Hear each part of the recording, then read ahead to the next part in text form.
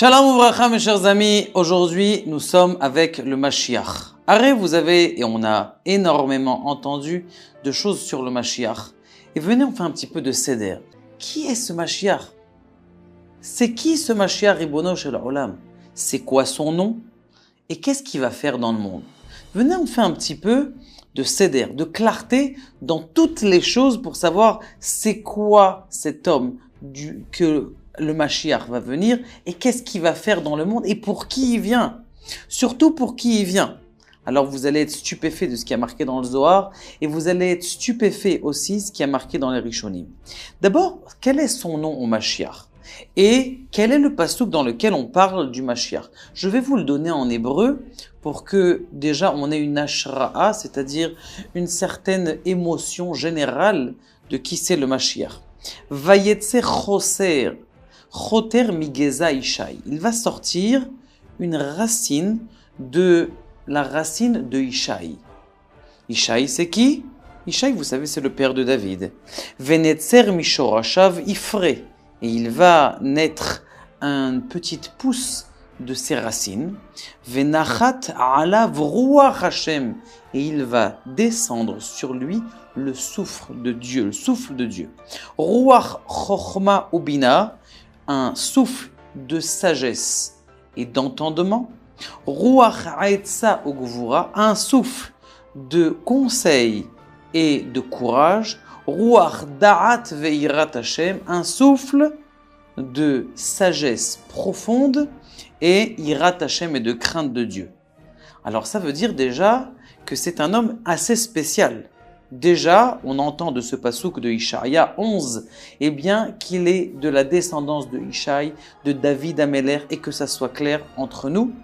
Et la deuxième chose qui est très importante, c'est que tout simplement, il a des ruchot qui viennent de toutes les sphirotes. Il y a des souffles qu'il va recevoir, c'est-à-dire un esprit qui va recevoir de toutes les sphères qui sont dans les cieux, que ça soit la sagesse, l'entendement, le conseil, la force de courage, la force de compréhension profonde des choses et surtout de crainte de Dieu.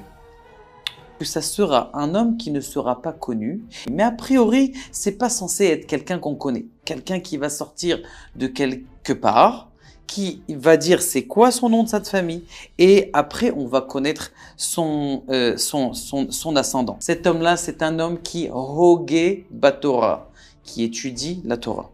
Osek bemitzvot ke David, il s'investit dans l'étude comme David son père. Autre chose, il connaît toute la Torah écrite et toute la Torah orale. Troisième chose, enfin je ne sais pas dans laquelle on en est, il va obliger tout le peuple d'Israël à étudier la Torah et il va renforcer tout le peuple d'Israël à aller dans la Torah. Toutes ces choses-là, attention, il dit encore le Rambam, c'est quelqu'un qui est apte à devenir le Mashiach. On n'est pas encore sûr que c'est le Mashiach. Attention, je continue. Et il va faire des guerres du peuple juif. Ve Adain, ça c'est encore une fois, ça veut dire que c'est le Mashiach. Ça veut dire, s'il a toutes ces conditions, il étudie la Torah, comme David avec des midot, avec des qualités extraordinaires, et la Torah écrite et la Torah orale, et en plus il va comment on appelle ça, il va faire des guerres. Tout ça, c'est encore c'est le Mashiach. Par contre, là, si tu veux être sûr que c'est le Mashiach, il va reconstruire le Beth Amikdash. Et il va ramener toutes les exils du monde et les exilés du monde. Là, c'est sûr que c'est le Mashiach.